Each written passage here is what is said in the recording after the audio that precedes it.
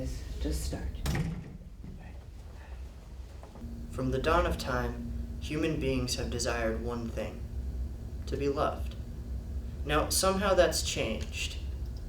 The rules of attraction have changed as people desire those who they think they should be attracted to. If that's true, then what made you want to do this experiment? You know, most girls become less picky as they age. But of course that doesn't apply to you. Not at all. Fine, take Sarah Beth, for example. She had this whole one strike you're out thing going, and then she meets Jake, who's a graphic design major. He has a scruffy beard, and he wears shirts that belong on a lumberjack. All of her rules went out the window. It's disgusting. You know, love is a powerful thing, Bex. It transcends rationalities. Love is rational. You meet, you date, you fuck, you fall in love. Has it ever occurred to you that sometimes we don't know what we want? I always know what I want. I'm not so sure about that. I am. I'm not bending my rules to find a man. I guess that's admirable. So what are these rules that no man can live up to? I'm not telling. Come on, after 12 years of being friends, I think you can tell me. No, you'll judge me. No. This is a judge-free zone. Besides, I know some of your rules just from watching you. I'm listening. Well, you only date men with a certain kind of brown hair. Sort of. All right, if you pulled a Sherwin-Williams paint swatch, I'm looking for no lighter than Sedona brown and no darker than grizzly bear brown. Grizzly bear? That's a real color. Absolutely. How precise, Bex. So I think we've eliminated 30% of the guys in the room. Maybe more. Maybe more. You know, for the face, you like a guy with a strong jawline, nice cheeks, and no facial hair. I can break down my least to most hated mustache styles if you'd like me to. I'm sure you can. You know, the more I think about it, I can break down your perfect man into 4 categories. Those are? It will be mental, physical, sexual, and personal. Tell me more about myself. He has to be in great shape. No lighter than 165 and no heavier than 210. I want him toned, yet muscular. BMI of about 20. That's not the greatest scientific measurement. But a measurement nonetheless. This is true. So I think we've eliminated another 20% of the guys in the room. Well, you sort of fit the bill. I don't have grizzly bear brown locks. Guess it wasn't meant to be. I guess not.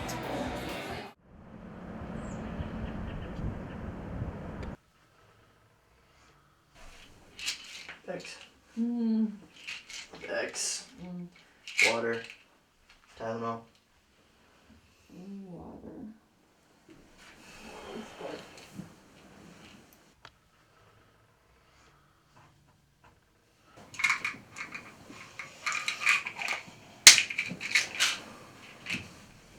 I don't know how I got a hangover. I didn't drink much. Well, being drunk tends to be what you don't remember. On a scale of 1 to 10, how much did I embarrass myself last night? No, you didn't embarrass yourself that bad. Only a few people took pictures.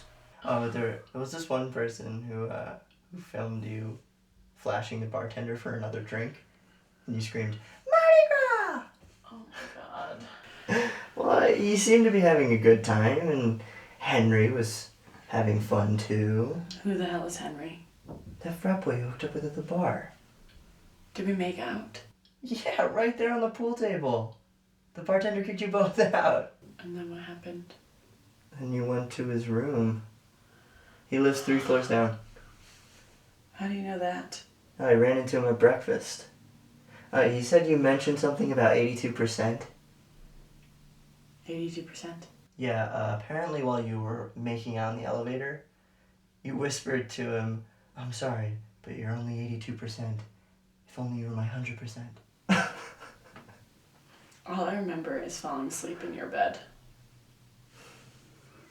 Did I try anything with you? Get your bra in a twist. Besides, would that be so bad? Anyway, all you did was talk about the boyfriend trials. I did. In full detail.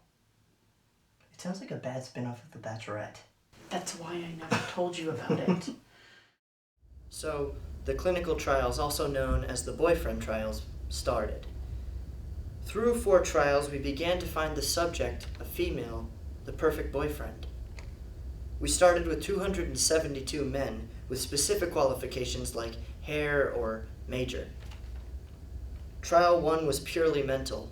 I gave each of the men a 1-question essay designed to test their IQ.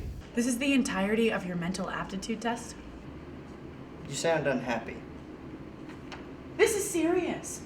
My future boyfriend's on the line. And that's all the effort you put into it? Hey, I put a lot of effort into this. Besides, we eliminated 208 men based on this 1 essay question. From 1 question. Yeah, it's a shame too. I really thought some of these guys were winners. Like, take man number 14, for example. He had a body of a badass Greek god. What's wrong with that? You don't want a guy from VPA, Bex. Your rules, and I'm not breaking them.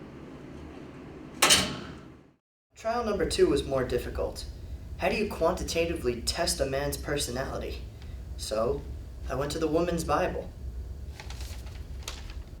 Is this a joke? No, not at all. What better way to know what a woman wants than from a woman's magazine? From this, I created a personality display scavenger hunt. I gave each of the 64 men this list and told them that they'll be meeting another man. Each had 10 minutes to complete it, and the colleague couldn't suspect a thing. Interesting methodology. But did it help the subject find what she was looking for? Absolutely. I mean, the remaining 11 men have every personality trait you desire. They're funny, romantic, charismatic. That's great. But can they listen? Listen. Yeah. The study doesn't take that into account, and that's important. Well, I listened. I mean, how else would I know the 20 personality traits you demand in your perfect guy? Yeah, but Don't worry, Bex. You're in good hands. The third trial had similar difficulties to trial 2. How do you find the man most sexually compatible with you, especially when you've never met? The female subject said she likes to be manhandled. Her words, not mine. So, I had them get freaky with a specially designed latex sex doll. Behind a 2-way mirror, I watched the 9 remaining men demonstrate how they make love. From entering the bedroom to foreplay and even post-coital behavior. Was it weird? Yes. But nothing is weird when it's for the sake of science. So how many were eliminated? 6.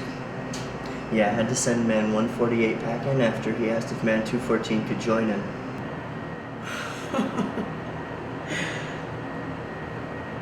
So you've seen my boyfriend have sex? He's not your boyfriend yet, Bex. But he will be. Then yes, I've seen your future boyfriend have sex with a doll. Don't worry, I won't hold it against him. For the final trial, I introduced the female subject to the last 3 eligible men. The subject sat in one room, and the other 3 men sat in another. Each man was separated from each other so they could only hear what the female subject was asking them. How will you always make sure my wishes are met? I put your needs always ahead of my own. I'd never be afraid to ask you how you're feeling and what you want. Describe your ideal first date. My ideal first date would be taking her wherever she wants to go. I'd buy her red roses for the first date, and if it's warm, we'd take a walk in the park. What qualities do you have that makes you a great boyfriend? I'm romantic, loyal, and a great listener. I give my girlfriend everything because it's my duty to keep her happy. Kris? These men are really great. I don't want to continue anymore. Just keep going, Bex. No. I've put these guys through these horrible trials and We're almost done. No, Kris, enough's enough. Bex! Bex! Bex! Interesting. So, what were the results of the experiment? By putting a clinical female narcissist through these trials, I discovered that those traits are learned. I hypothesized and was proven correct, that I could strip those undesirable traits and make the subject more empathetic. You weren't supposed to come in, Bex. There was seriously no trial? You made everything up? Everything? Kris! So what exactly did you prove with this experiment, Mr. Capers? That I couldn't make the subject fall in love with me, even though I'm perfect for her.